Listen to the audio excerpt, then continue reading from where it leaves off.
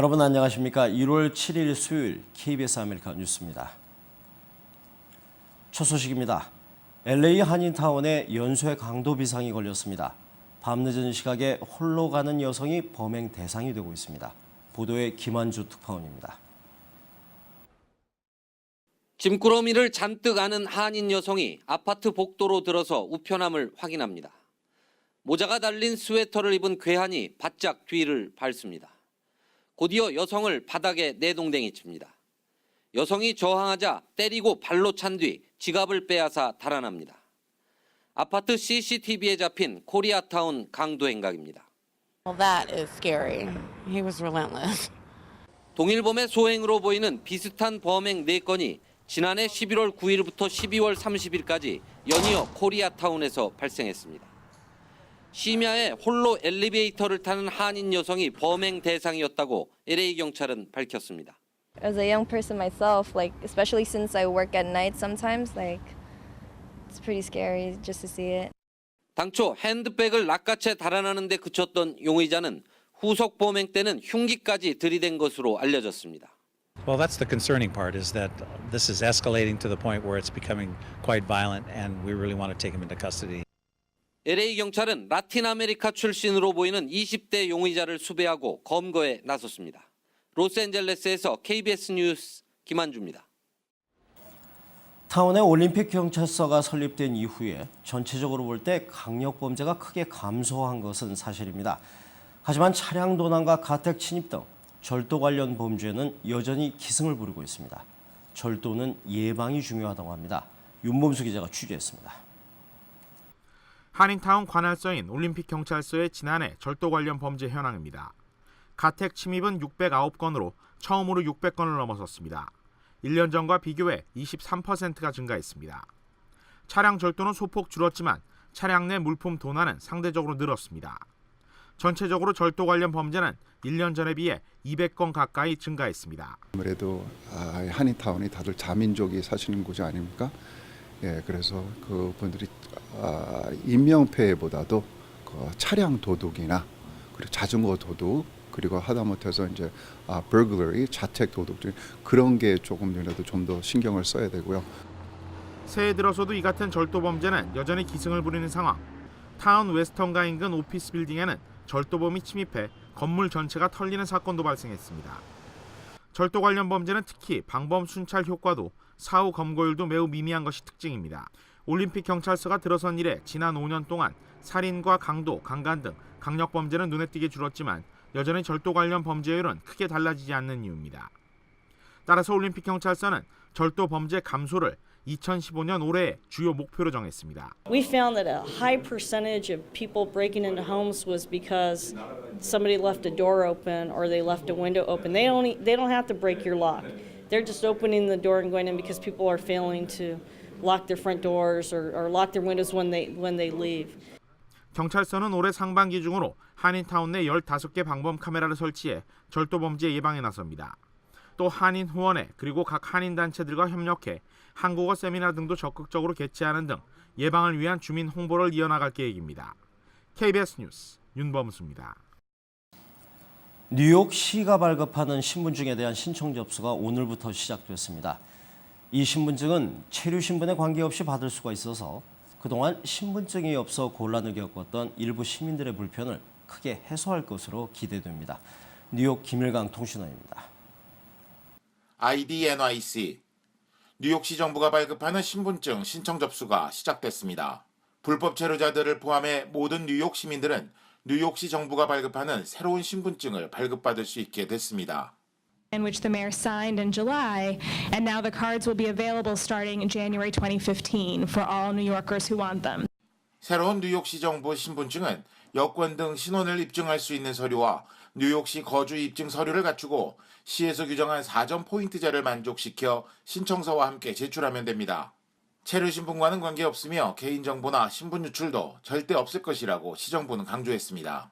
Information associated with the card will be kept very private and confidential, and will certainly not be shared with the federal government. 이 신분증은 체류 신분에 관계없이 뉴욕시에 거주하는 14세 이상 시민이면 누구나 발급받을 수 있습니다. 따라서 뉴욕시에 거주하는 50만 서류 미비자들도 혜택을 받을 수 있습니다. 영주권 서류는 들어갔는데 아직 나오지는 않고 있어서 사실 좀 불편한 게 좀 많아요. 근데 그래도 이렇게 아이디가 이런 게 나와서 좀 그나마 좀 다행스럽고, 뭐 운전은 좀 할 수는 없지만은 그래도 본인 증명이 되니까 일단 좀 좋은 것 같습니다. 도움이 되죠. 한편 이민 관련 비영리 단체 민권센터는 한인 동포를 위해 필요한 준비 서류와 신청 방법을 안내하고 있습니다. 또한 뉴욕시 신분증 웹사이트를 통해서도 확인할 수 있습니다. 지금까지 뉴욕이었습니다. 라스베가스에서 열리고 있는 CES, 세계 최대 가전 전시회에 이른바 탈가전 바람이 거세게 불고 있다고 합니다. 김희용 기자의 보도입니다.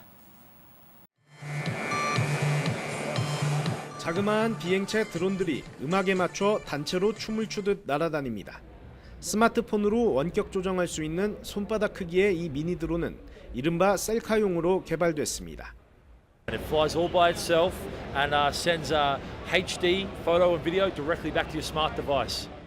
처음에 군사용으로 개발됐던 드론은 이제는 물건 배달과 촬영 등 상업용으로 그 활용 범위가 급속히 넓어지고 있습니다. 올해 50%를 넘을 것으로 보이는 드론 시장의 가파른 성장세를 반영해 CES도 처음으로 드론 전시관을 마련했습니다. 스마트카도 CES의 주연으로 자리를 잡았습니다. 벤츠가 야심작인 무인 자동차 콘셉트카를 공개했고, 폭스바겐은 운전자의 손짓에 따라 음향을 조절하고 내비게이션을 작동하는 스마트카를 공개했습니다. Flash lights. 현대자동차도 스마트워치를 통해 말로 차량 기능을 제어하고 차 앞유리의 이동 경로 등을 증강현실을 통해 보여주는 신기술을 선보였습니다. Hyundai is deeply exploring ways that we can use IT to help us with safety and also with convenience. 자동차 업체 최고 경영진이 가전 전시회를 직접 방문하는 등 제품 간 경계를 넘나드는 혁신 경쟁이 한층 치열해지고 있습니다. 미국 라스베이거스에서 KBS 뉴스 김희용입니다. 지금 시카고 1호는 한파 비상령이 내려 수천 개 학교에 휴교령이 내린 상태입니다. 하지만 미시간호에 나와 새해를 맞는 한인들의 희망은 그 어느 때보다 뜨겁다고 합니다. 시카고 한인사회 표정, KBC 방송의 김문경 기자입니다. My goal for next year is my wife is pregnant and I'm going to have a daughter and I need to think of a daughter's name, but I'm hoping that it's going to be a great year for our family and my family and my entire family. This year, let's have a better year than last year, of course, and I wish health and happiness to all my family and everyone here in Chicago. 해가 뜨기 전 하늘은 일출맞이에 빨갛게 달궈졌습니다. 사람들은 옹기종기 모여 화롯불에 몸을 녹입니다. 따뜻한 차를 건네며 새해 인사와 덕담을 아낌없이 나눕니다. 한국에 계신 저희 부모님이 요즘 편찮으시거든요. 그래서 올해는 더 건강하시기를 제일 바라는 것이고요. 저희 넓은 미시간 호수에 깊게 울려 퍼지는 경쾌한 우리장단에 고향의 그리움에 함껏 젖습니다. 부모와 자녀가 함께 해맞이를 찾았다는 한 가족은 추운 날씨 속에서도 사랑의 온기로 따뜻함이 느껴졌습니다. 모든 사람들의 바람은 가족들이 더욱 행복하고 건강하기를 바라는 것 아닐까 싶습니다. 원래 처음으로 가족들과 함께 해돋이를 나왔습니다. 2015년 청량의 해에는 저희 가족 모두 건강하고 화목한 한 해가 되길 바라고요. 제가 공부를 더 열심히 해서 제가 시험을 칠 때 잘할 수 있게 하고 싶어요. 새해 다짐과 소망들이 모두 이루어지기를 기대합니다. KBC 뉴스 김문경입니다. 프랑스 파리 도심에서 테러가 발생해 지금까지 12명이 숨졌습니다. 프랑스 당국이 테러리스트 3명의 신원을 확인해 공개했습니다. 박상영 특파원입니다. 네, 일부 프랑스 언론들이 용의자 3명이 검거됐다고 보도했지만 아직 당국은 확인하지 않고 있습니다. 또 이들이 아직 검거되지는 않았다는 보도도 나오고 있습니다. 프랑스 대테러 당국은 잠시 전 달아난 무장기한 3명의 신원을 확인해 공개했습니다. 알제리 출신으로 알려진 32살과 34살 투아치 형제와 18살, 아미드 무라드로 10대도 포함됐습니다. 이들 3명은 현지 시각 어제 오후 파리 시내 한 잡지사에 난입해서 무차별 총격을 가했습니다. 이들은 소총과 로켓포로 무장하고 반란은 위대하다, 예언자의 복수라고 소리쳤다고 목격자들이 전했습니다. 지금까지 경찰 2명을 포함해 잡지사 기자 10명 등 모두 12명이 이들의 총에 맞아 숨졌습니다. 또 4명은 총태입니다. 공격을 받은 잡지사는 지난 2011년 이슬람교를 풍자한 만평을 실은 뒤부터 각종 위협에 시달려왔습니다. 올랑드 프랑스 대통령은 직접 현장을 찾아서 이번 공격을 위협을 여러 차례 받아온 명백한 테러로 규정했습니다. 현재 파리 시내 전역에는 최고 수준의 테러 경보가 내려졌습니다. 주요 시설에 무장경찰과 군이 속속 배치되면서 긴장이 높아지고 있습니다. 지금까지 파리에서 KBS 뉴스 박상용입니다. 이슬람교를 풍자한 프랑스 잡지사 테러에 대해 미국을 비롯한 세계 각국 정부와 지도자들이 한 목소리로 비난했습니다. 국제 언론 단체들도 언론과 표현의 자유에 대한 테러 공격을 규탄했습니다. 워싱턴 김성진 특파원입니다.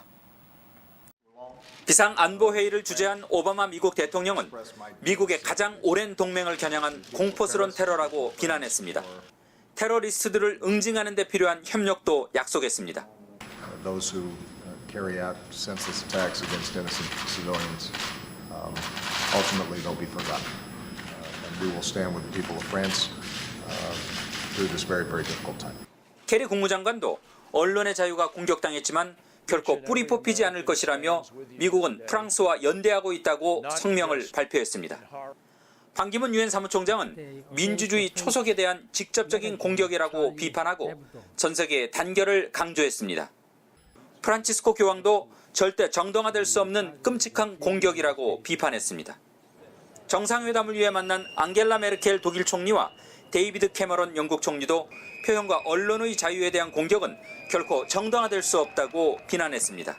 Wir stehen zu den unverbrüchlichen Werten von Pressefreiheit, von Freiheit, von Demokratie und unsere Gedanken sind bei den Franzosen und wir werden alles tun, um Frankreich zu helfen in einer so schwierigen Situation. 블라디미르 푸틴 러시아 대통령도 테러 퇴치에 적극적으로 연대하겠다고 밝혔습니다. 국경 없는 기자회 등 국제 언론 단체들은 오늘은 프랑스 언론 역사에서 가장 어두운 날이라고 규탄하고 희생자들을 애도했습니다. 워싱턴에서 KBS 뉴스 김성진입니다.